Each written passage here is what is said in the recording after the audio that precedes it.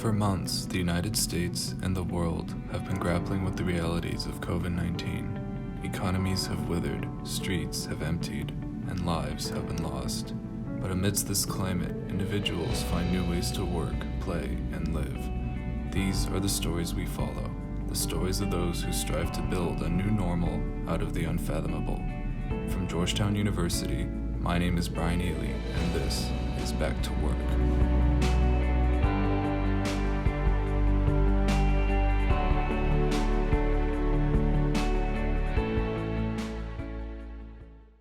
Welcome to Back to Work. I'm your host, Brian Ely.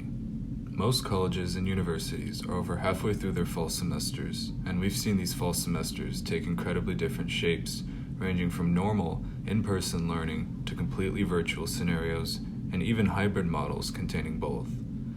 Here at Georgetown, the fall semester has been entirely online, with only a fraction of the student body physically returning to campus. But the grind goes on. Hundreds of students across Georgetown's 4 schools have been and continue to pursue the critical junior summer internship. Spanning diverse industries, the junior summer internship is known to hold the key to a return offer. In other words, the possibility of guaranteed employment after graduation. But students chasing these opportunities face a COVID reality where elevated levels of unemployment persist, and numerous industries and businesses struggle to stay afloat. Nationally, unemployment skyrocketed from 3.6% in January to 14.7% in April.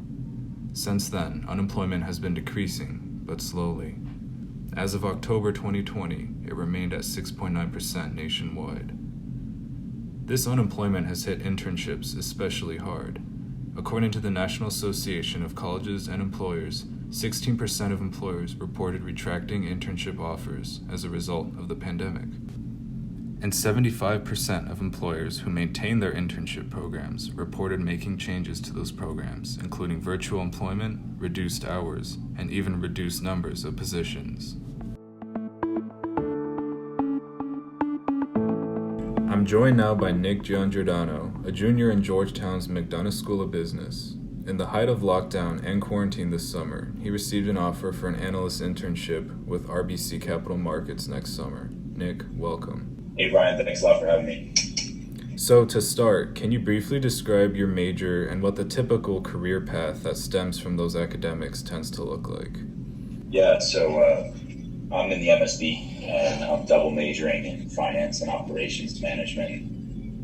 Finance is pretty typical among people in the MSB. I feel like if you ask anyone, at least one of their majors are going to be finance. And then I chose operations management just because it exposes you to more of like the tech side of business, which was something I wanted to get into. And I thought that it might just be a little bit the way of the future and that it would be good for me to know that kind of stuff. And then in terms of what kind of careers that might lead you into, the MSB is a little bit of a one-track mind, so most people do tend to they tend to go into investment banking, or at least that's on most people's mind when they're considering what they're going to do after school. So it was definitely on my mind, and I thought it would be something I might be interested in looking into. So decided to apply for those internships when recruiting season came last spring. So with that in mind, what did your own recruiting process and timeline look like? And in what ways did you or could you prepare?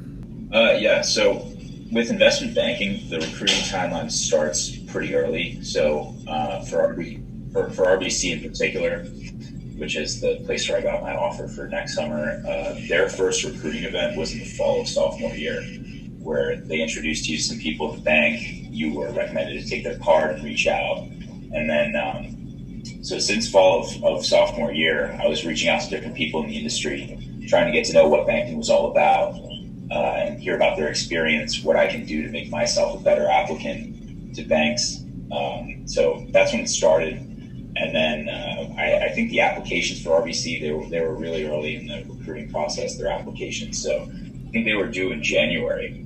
And then I believe in late February, early March was the first interview. And then the second interview, which is called the Super Day in Banking, that happened in June. but I had some choice, so I could have made it, I think, about a month earlier or a month later. So I wound up exactly in the middle. And then after that, I got my offer, and recruiting season kind of ended for me after that. So with that, then you kind of got your first interview notification right when we got sent home, or around then for COVID, from school. So how did it look different in a virtual reality?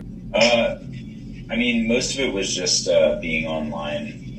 You were going to have your interview over Zoom, or I think they use Cisco WebEx rather than in person, which it does shake things up a little bit, but it was kind of nice to be at home with my family because honestly, I think it's just a little bit more of a comfortable environment for me. Being in my own room, having the interview in a place that I knew I was comfortable actually helped me a little bit. And then in terms of, I think it also helped with my preparation because I didn't have to walk to any room. I lived in the room I was going to take the interview in, so I could really prepare right up to the beginning of the interview. So honestly, I don't think it hurt me a whole lot. I don't think the adjustment was particularly difficult for me. So how many different companies or internship positions did you set your sights on? And then how many did you really pursue all the way? I mean, it kind of depends on which summer you're talking about. Because I was kind of applying to jobs for both my sophomore summer and my junior summer at the same time. At the time, I put probably more of my effort into recruiting for sophomore summer than I did recruiting for banks. So I knew I was still talking with RBC, who was really early in the recruiting timeline.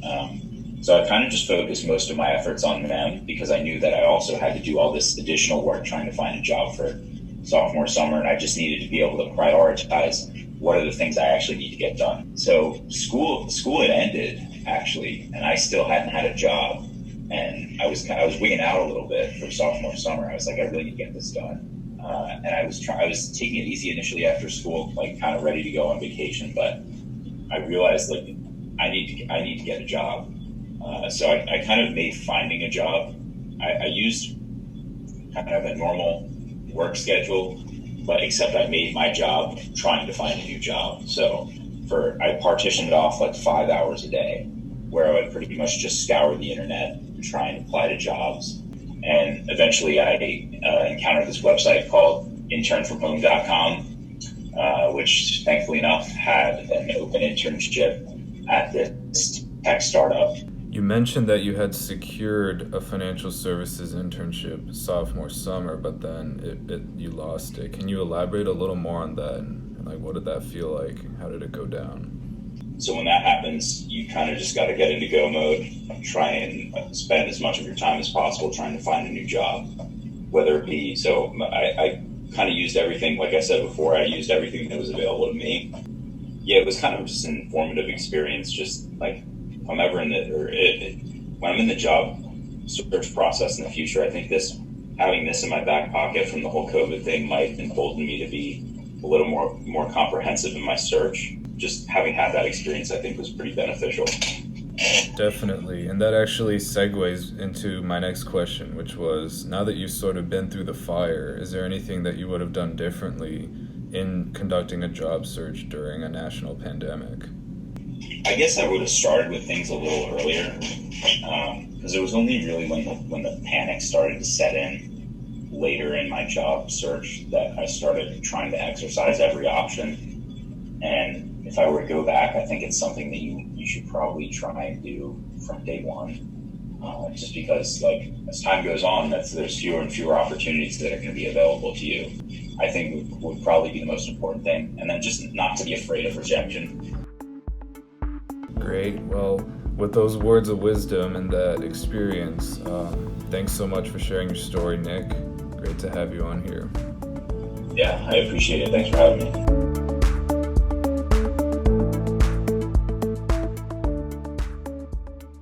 Turning now to the tech industry, I'm joined by Georgetown junior Femi Orisimolu, who recently received a junior internship offer from Snap Incorporated, the company behind social media giant Snapchat. Femi, welcome to the show. Hey, what's up, Brian? Thanks for having me. Great to be here. So can you start by just outlining your thought process when COVID hit and you knew you were trying to actively recruit for a junior summer internship?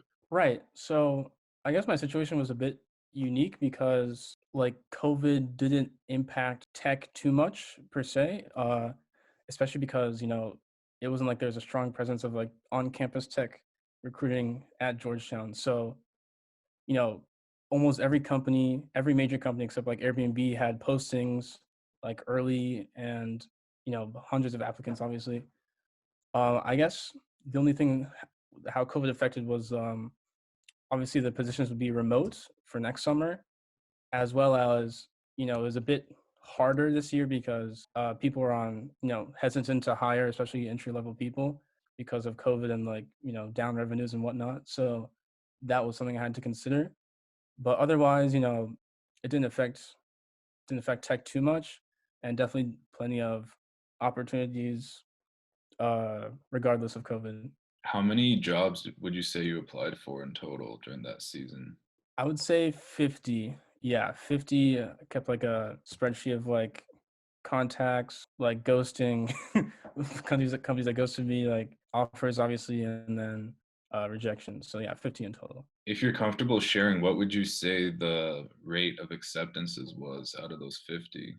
Right, it wasn't great. Probably like 8 to 10%. No, actually 9%. Yeah, 9%. Um, I think about 4 out of 50 is my math around that. No, 8%. Sorry, 8%. Did you end up getting like your top choices, or how did that factor into it? Right, going in. So the thing that's good about tech is like it's not just three companies only like Google or Facebook good. Like there's so many companies with like great learning opportunities, compensation, location. So out of like the top 10, I hope to get into one of them, and eventually I did. So yeah, I mean, I didn't go in thinking like, oh, this is my dream company, because that will get you disappointed if you get don't get in, obviously. But yeah, I think I got into a great company, really excited to join, and yeah, I'm really happy. You mentioned how tech is contrasts with the idea of like, there's three firms that govern the entire industry. A Right. trait that's commonly seen in finance, for instance. Yeah. So how would you compare or contrast, recruiting for tech to finance, or Right. if you can?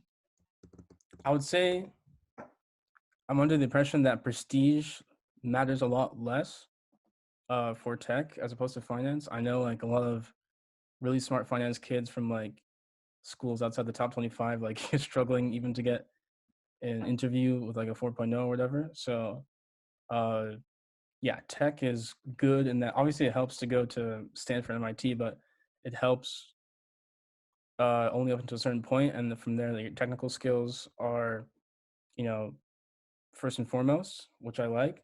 And the catch about that though is that the interviews are really tough. Like I had to prepare for months with like a a coding book just to be prepared, and even then, like I still obviously uh, didn't get into some places. So I think that's how it contrasts a little bit. It's very skill based, and now no matter what school you get, no matter what school you go to, like uh, there's a realistic chance like if your resume is up to par. So I like that. So definitely a lot of preparation. Yeah. That said, did COVID impact, how you were able to prepare or how you felt prepared at all on any step of the way, given how drastically circumstances changed?